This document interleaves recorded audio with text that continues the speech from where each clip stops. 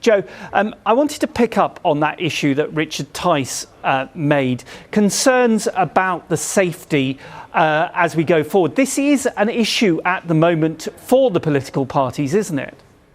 Yes, this was raised during the recent debate on Gaza, which attracted so much attention from Lindsay Hoyle, the Speaker, and of course this comes in the aftermath of two MPs being murdered within recent memory, and so the safety of all our elected representatives and candidates will be extremely important and will continue to be extremely important in the run-up to the election either this year or very early next year. Do you think there is a sense amongst the public, and I was at one of the by-elections up in Wellingborough, and there were a lot of people saying to me they had lost faith in our politics and our politicians. Basically, they were saying to me they didn't believe them when they said things. From the polling that you do, is that a sense that you can see across the country? Well, it's sometimes easy to overestimate the degree to which that is a new phenomenon. When the Houses of Parliament caught fire in 1824, people gathered on the other side of the Thames to cheer. So it's not an entirely new thing, but it is the case that in over recent years, going back really to the start of the 2000s, we've had a succession of events, whether it's the Iraq War, whether it's the sovereign debt crisis and the financial crisis, or whether it's the MP's expenses scandal, which collectively have helped to undermine trust in not just British politicians and indeed political parties, but the political process generally. And we've seen out of that parties such as Reform, or before it Brexit, the Brexit Party and UKIP, emerged to satisfy the desire that some people have to vote against the mainstream parties. And in many ways tonight is another example of that. We may have a situation where George Galloway comes first and an independent candidate, David Tully, comes second, to create a pincer movement on the main parties. But it's worth considering that you could argue that the Labour Party have in some ways brought this upon themselves by failing to select a candidate in the first place who they had not done due diligence on. I think that's perhaps an interpretation, but nonetheless, it's because of the withdrawal of the official Labour candidate that we've seen George Galloway be able to come in and as I say, we assume, win tonight. Do you think, as we look ahead to a general election, there is going to be a lot more scrutiny on the candidates that are put forward, particularly with the era of social media that we're in and all of the vitriol that you see flying around on social media? It's a really good question, whether it's social media or whether it's camera phones. The world of technology has changed the degree of public scrutiny to which our candidates and elected officials are subjected to. And of course, we're now entering a stage where some of the candidates who will be standing at the next general election will have spent their entire lives online. And so people will be able to go back to tweets that people sent perhaps when they're at university or whether they were at school even, and scrutinise their views and beliefs then. Now, in this particular instance, that was not it wasn't historical comments that were made. These were recent comments that were made by the Labour candidate that proved to be so damaging. But it does emphasise the difficulty that all the parties face in selecting candidates and conducting due diligence. If it's difficult enough to do that for one candidate at a by-election, imagine how difficult it is to do for over 600 candidates in the run-up to a general election.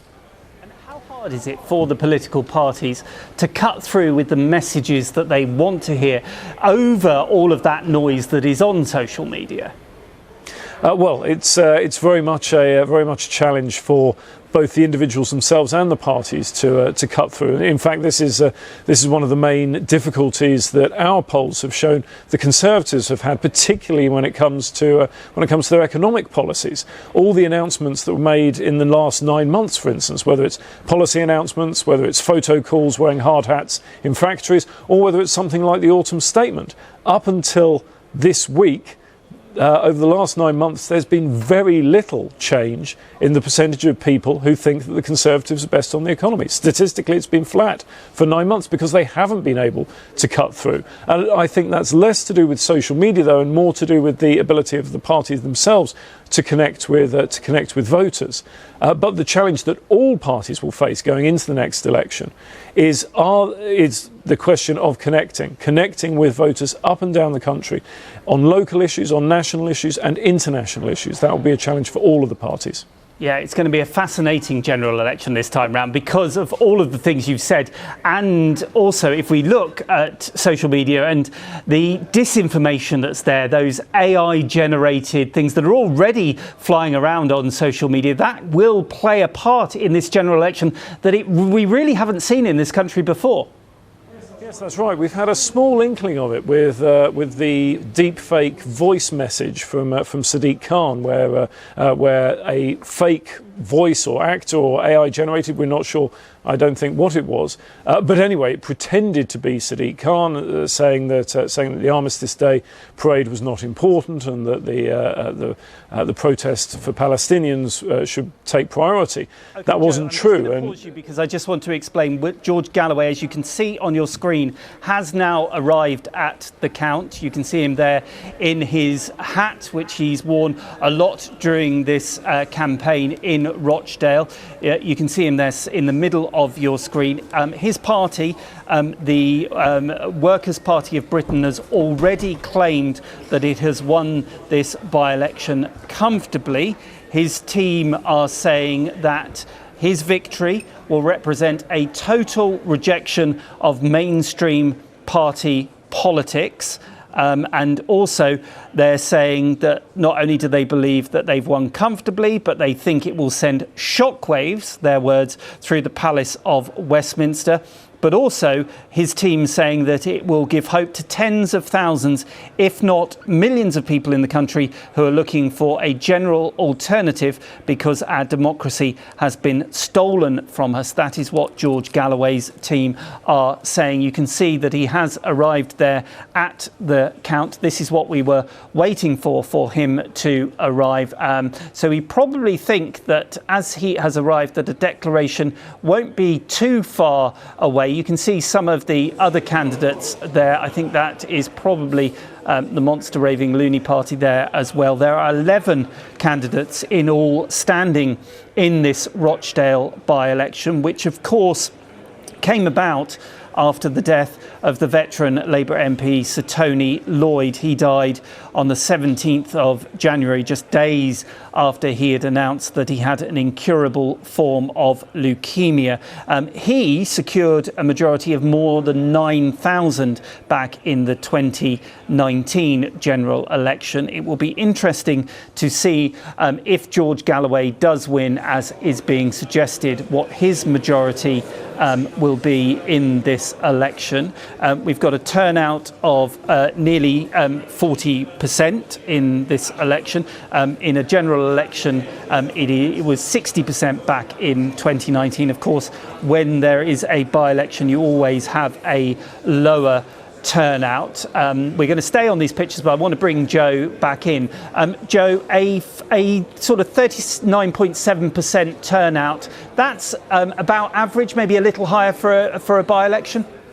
It's pretty much bang on average for the recent set of by-elections. A little lower than we saw in Kingswood and Wellingborough, but a little higher than we've seen in those, but a little lower than we saw towards the end of last year. But as I say, roundabout average. So no indication that the endorsement of Labour being removed from Azhar Ali has impacted on turnout there.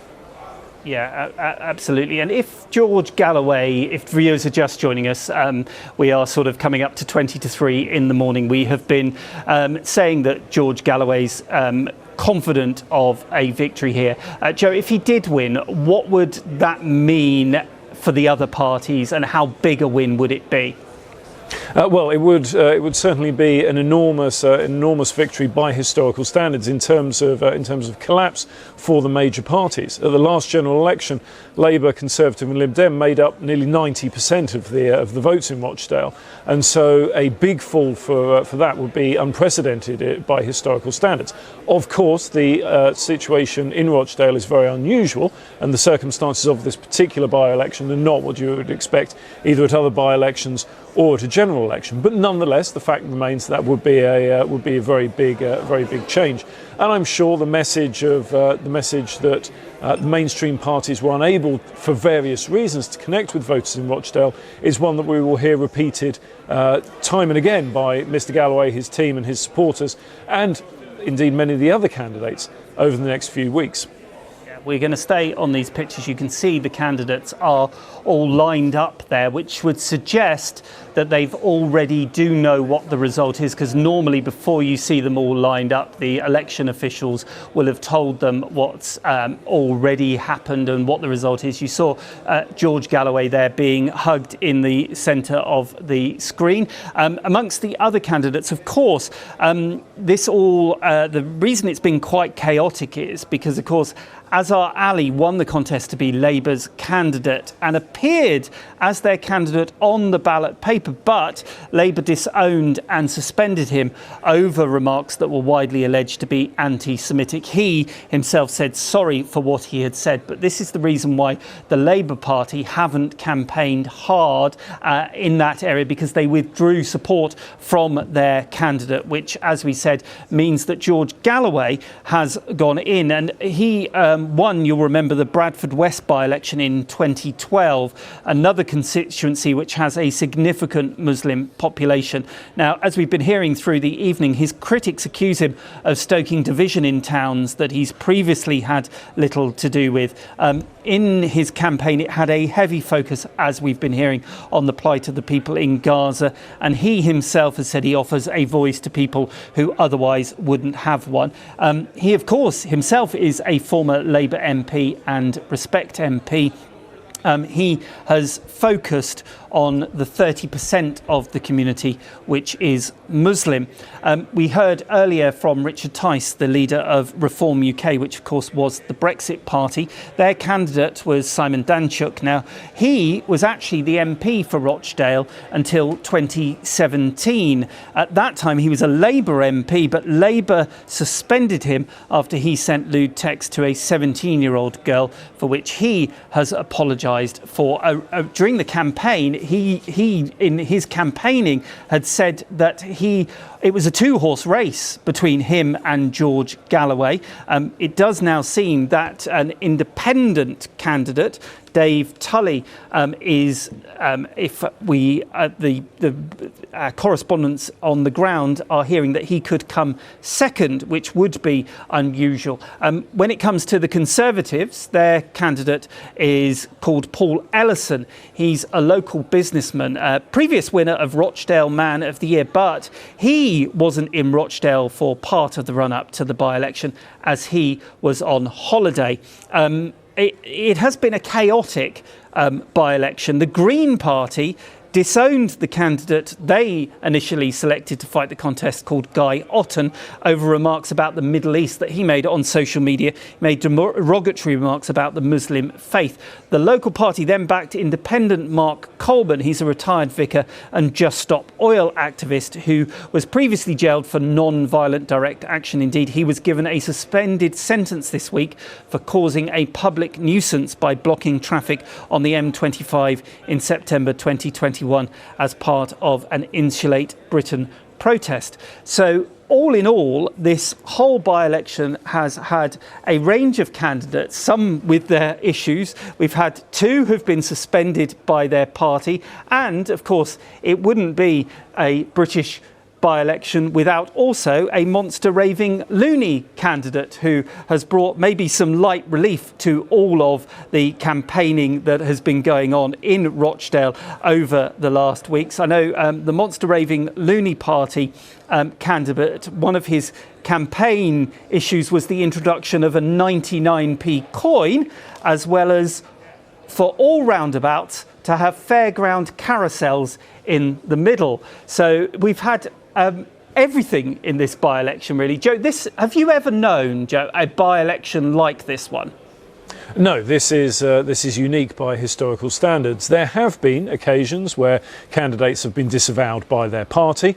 For instance, in 2019 at the general election, both the Conservatives and the SNP disavowed their candidates. And there have been by-elections, as we've talked about, where insurgent candidates such as George Galloway, and indeed on some occasions George Galloway himself, have entered the fray and have done very well. And we've also had occasions where former MPs have stood under a different banner to run for a different party. But as anyone who's observed politics over the years will know, to get one of those is unusual. To get all three in one by-election is unique. This is unprecedented times. And so, given the unprecedented circumstances, it is perhaps no surprise that the result may be unprecedented in terms of that collapse for the three main parties. Yeah, and how worried will the three main parties be about that collapse? Will they just say this was a one-off, unusual by-election, or will there be more concern? Well, I don't think the Lib Dems will be that concerned. The officer's coming up, so let's have a listen. Good evening, ladies and gentlemen. Thank you for your patience. Would the candidates join me on the stage, please?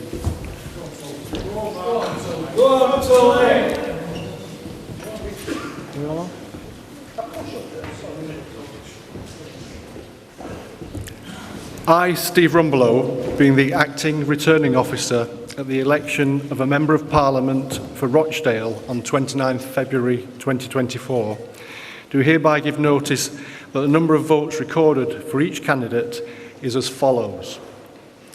Azhar Ali, Labour Party candidate, 2,402. Mark Coleman, 455. Simon Christopher Danchuk, Reform UK candidate, 1,968. Ian Donaldson, Liberal Democrat candidate, 2,164. Paul Simon Ellison, the Conservative Party candidate, 3,731. George Galloway, Workers' Party of Britain candidate, 12,003.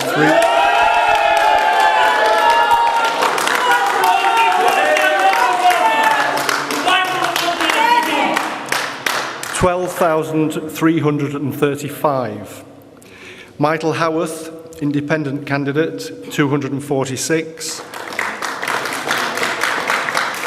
William Leckie Howarth, Independent candidate, 523. Guy Nicholas Otten, Green Party candidate, 436.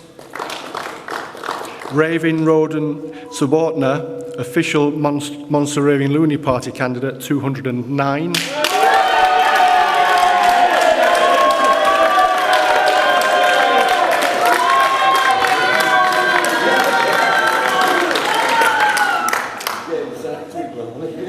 David Anthony Tully, Independent candidate, 6,600.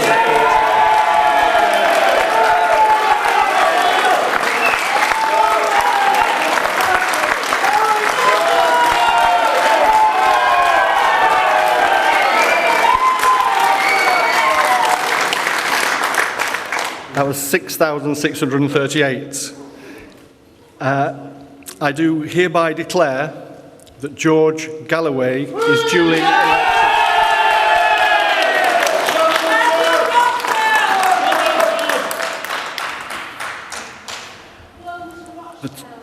The turnout was 39.7%. Thank you, ladies and gentlemen. Galloway. So George Galloway will now come to the stage. Keir Starmer, this is for Gaza.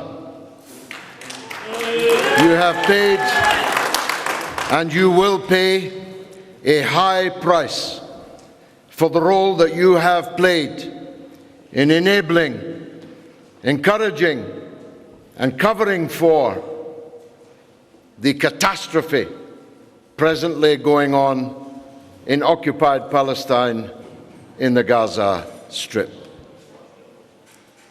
Rochdale Town Councillors, I put you on notice now that I hope to put together a grand alliance of all the parties to remove climate change denier. You said in the hustings that you wanted to extract oil and gas from the North Sea and all the coal from the North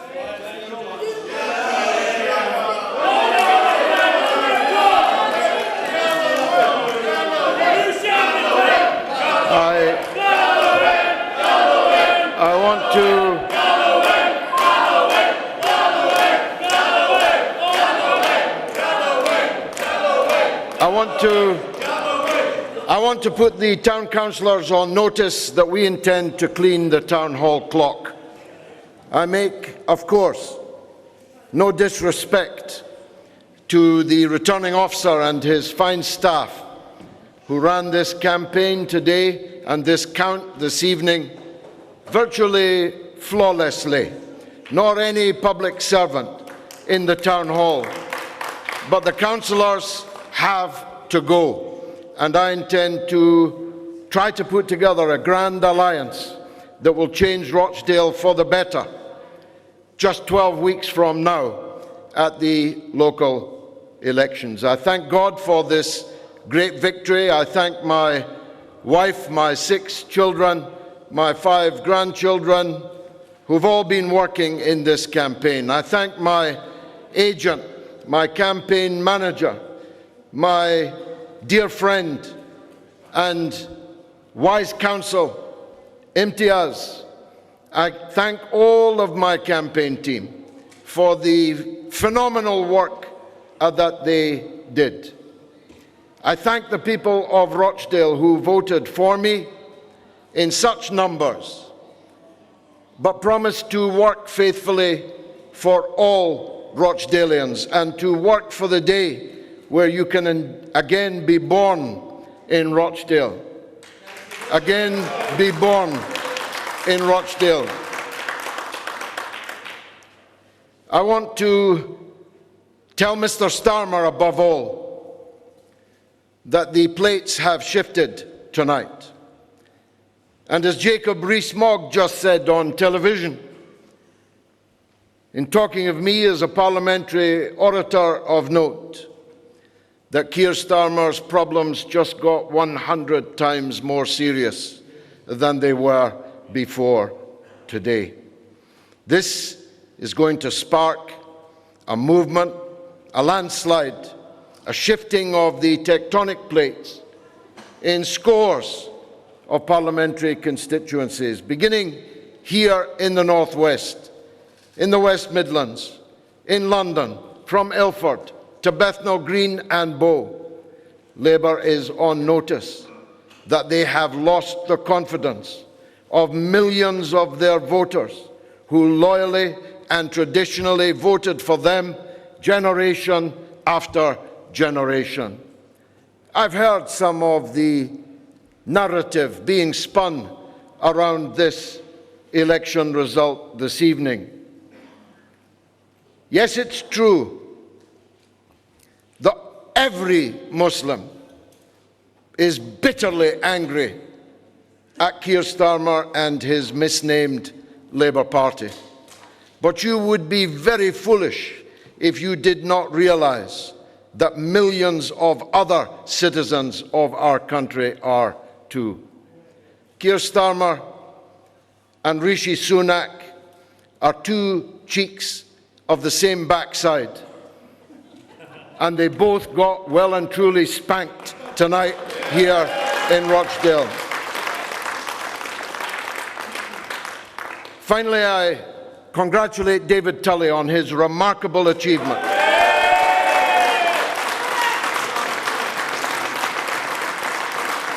His remarkable achievement in coming second in this by-election, and trust that even the most biased journalist in the room will realize that this is the first time ever in British political history that the two big parties of the state were thoroughly and soundly beaten. Yes. And I think that that will not have been missed in Downing Street and wherever Keir Starmer currently hangs out.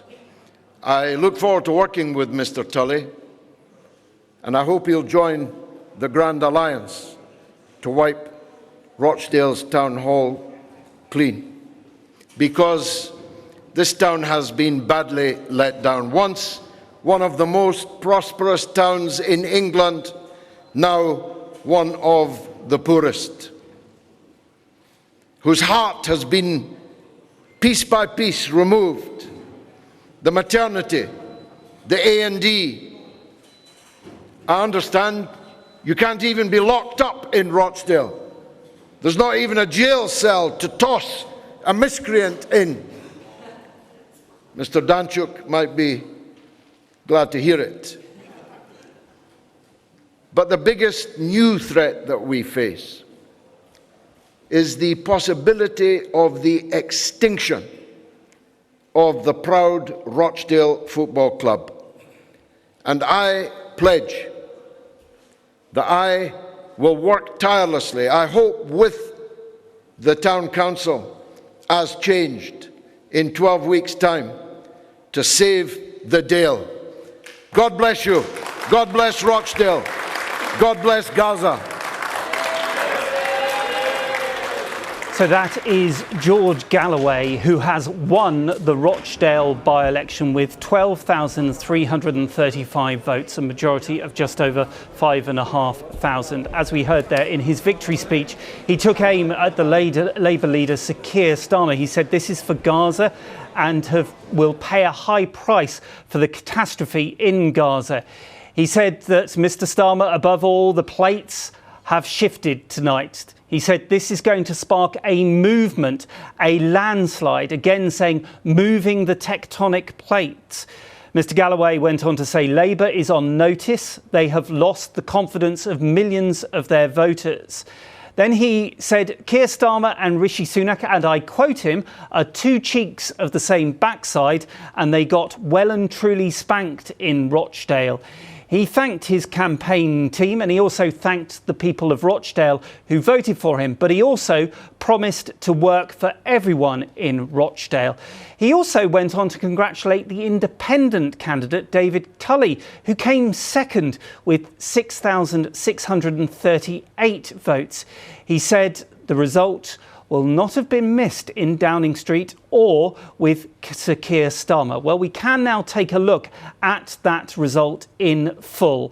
Let us take a look at the graphic, and you will be able to see there George Galloway, the Workers' Party of Britain, with 12,335 votes. Then, as I said, a remarkable second place for David Tully with 6,638 votes. Then in third place, you have Paul Ellison, who is the Conservative candidate, with 3,731.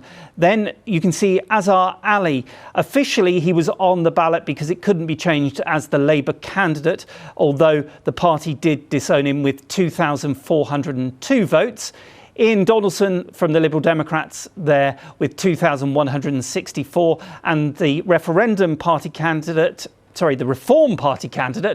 Simon Danchuk, with 1,968. So we can now see what that means for the share of the vote. And as you can see, the George Galloway Workers' Party of Britain getting 40% of the share of the vote, and the independent candidate David Tully getting 21%, with the Conservatives down there on 12. So what does that mean for the share change? Well, here you can see, of course, up 40%, because they weren't standing last time, the Workers' Party of Britain in the form of George Galloway, and the Independent up there by 21%. Then you can see the Conservatives down 19%, and that huge bloc down for Labour by 44%. So what does that mean for the swing? Well, here is the swing in the vote. Who doesn't like a swingometer just before 3 o'clock in the morning? And you can see that 41.8% swing from Labour to George Galloway's Workers' Party of Britain.